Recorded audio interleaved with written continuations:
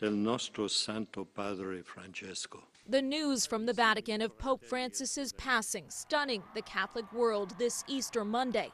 Cari fratelli e sorelle, buona Pasqua. One day after he greeted supporters from the balcony of St. Peter's Basilica to celebrate Easter services. Those cheers now giving way to an outpouring of grief and condolences from leaders around the world. The White House and President Trump writing "Rest in peace, Pope Francis." Vice President J.D. Vance, who met with the Pope just yesterday, posting that his heart goes out to the millions of Christians all over the world who loved him, saying he was happy to see him, though he was obviously very ill, adding, "May God rest his soul." The brief Easter meeting during the vice president's foreign travel comes after Pope Francis sharply criticized the Trump administration's mass deportation policies that he said would violate the dignity of migrants, whose care became a key focal point of his papacy, along with advocating for the poor, the marginalized, the environment, and for peace, including in Ukraine and Gaza.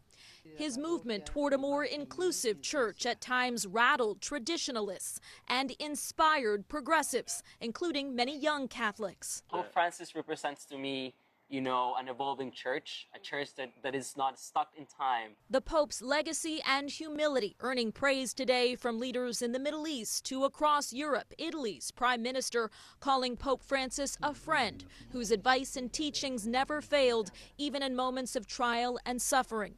This is now such a moment for the millions of Catholics and beyond, now mourning the loss of the people's Pope.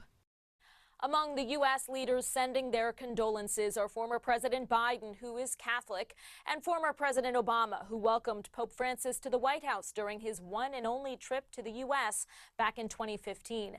Mr. Obama calling the Pope the rare leader who made us want to be better people. In Washington, Alice Barr, NBC News.